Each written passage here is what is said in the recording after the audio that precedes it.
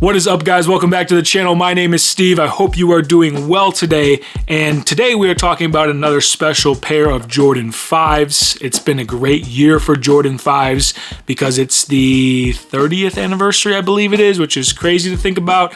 But yeah, it's an anniversary for the Jordan 5 this year. So there have been a litany of dope releases, from the retro releases to special colorway releases to the golf releases, which is what we are talking about today. But first, if you are new here, consider hitting the like and subscribe to the returning subscribers. You guys are the absolute greatest. We are on the road to 10,000 subscribers.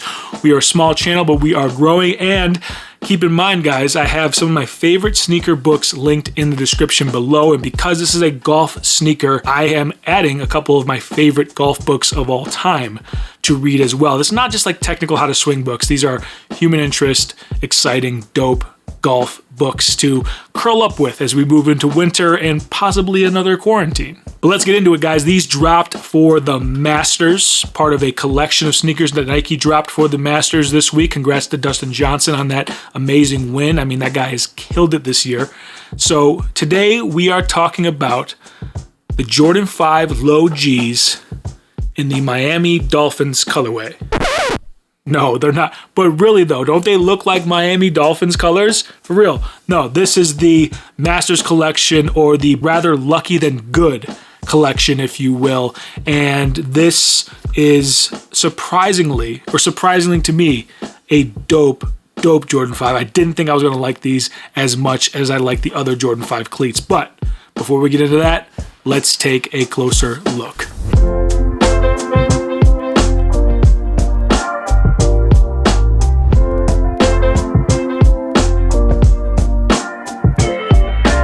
Alright guys, welcome back, and now that you've seen a closer look of these bad boys right here, I gotta come clean and admit something to you. I did not realize that this was going to be a corduroy upper when I bought the shoes. Now, I'm very much into sneakers, and I had bought way more sneakers than any person should because of this channel and trying to grow it and give you guys amazing content.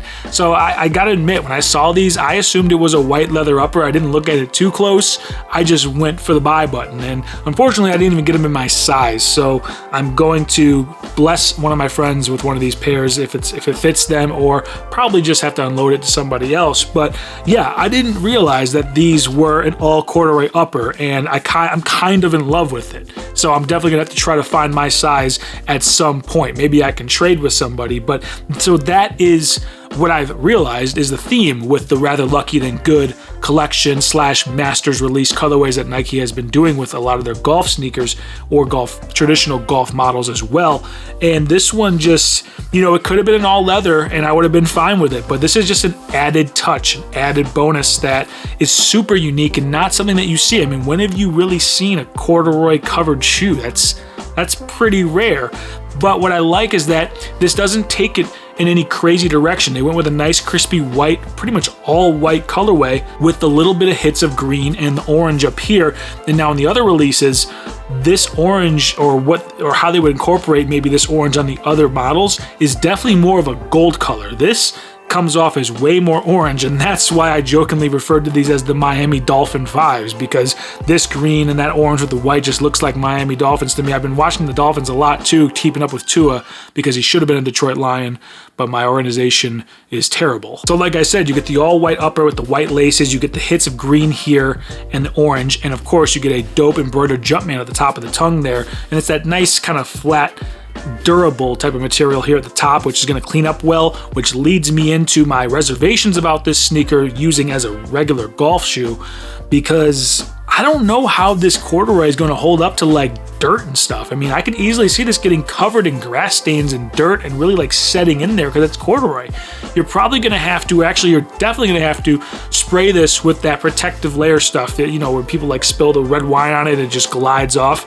That is definitely something you're going to have to do with this shoe. Spray it down with some protective coatings of whatever to keep it clean, because I can just foresee this corduroy just not washing up very well at all. One of the other things I love about the recent releases in the Jordan 5 Low golf cleats, which they have not done with every release, but they've been doing it recently, I think the last 2 or 3 that have dropped, is of course you get the iconic lace lock pump that comes on regular Jordan 5s, but they also come in the box laced with these here, and it's a Jumpman logo, and it's a lace lock in its own way, though it just kind of like threads through with the laces. But the cool part is that this is a ball mark, and you can just pop it right off, drop it where your ball is, and snap it back on there when you bend down to pick it up. It's like a quick 1-2 from the grass right back onto your shoe. Now, realistically, I don't see myself using it. I'm just gonna probably use the one in my glove or the one in my divot tool, but it's a nice look, it's a dope look, and it's got like a matching green hue to it that kind of goes with the rest of the sneaker. And now that leads me to my favorite part of this shoe and this collection of golf shoes from Nike, and that is the outsoles. The outsoles are just unique. And so this one spells out lucky, as you can see. And at the top here, it says rather. It's hard to see, but it says rather lucky. And then on the other shoe, let me grab it, you've got then and good. So rather lucky than good. That is a very well-known golf phrase in the golf world, because golf is really hard. It's hard enough as it is, and you just rather be lucky than good, because you need a little bit of luck to sink some putts and to hit some shots. So that's really where the term comes from. And this is found on most of the releases from this collection. And I love that it takes the outsole, which is usually my favorite part of all the Jordan golf cleats, the Jordan 5 golf cleats, I should say, because it has the nice, usually has the nice black, glossy black plate here that says Jordan punched into it, and then you got the rest of the outsole, which is also done in like a nice shiny plastic, depending on what the color scheme is. And I love the way that looked. And that kind of does away with all this. It's all still there. It's the molding there, but it's completely translucent, and you see the text underneath it. And I love the way that they did that. They still keep what I love personally about this outsole. They keep it intact, but then they add something new with this underlay, and it just pops off with some nice clear spikes. I mean, super, super clean look, and I hate to get it dirty, but these shoes are meant to be played in, so you should definitely take them out on the course, because it's such a sharp sneaker. I mean, the Jumpman's on the front and the back, this crazy corduroy, this little hit of orange. I mean, everything about this sneaker is just, it looks great. Probably subjective. You know, if you don't like it, let me know down in the comments below. If you love it, let me know as well. And, you know, but I think for most people's eyes, I think they look at this and they say, at the minimum, I might not wear it, but that's a good looking shoe. As far as performance and usability, like I said, I have other pairs of Jordan 5 golf cleats I've been wearing this year, and I find them to perform just fine. I don't have any complaints. I haven't had, any issues that I would blame on this shoe versus like a real pair or traditionally made pair of golf cleats, because they're not just taking Jordan 5s and slapping golf cleats on the bottom here. This is a completely different midsole and outsole construction. This gear, or this shoe, I should say, and this outsole is geared to be golfed in. This is not just like a half-assed thing. They're making these shoes for performance, and you will see tour players wearing these or wearing the Jordan 11 golf cleats as well on tour. So this is not a joke. These are actually well-performing golf cleats, so don't have any hesitation there. As far as sizing goes, I go with my true to size with this. I haven't had any issues. The true to size works just fine for me.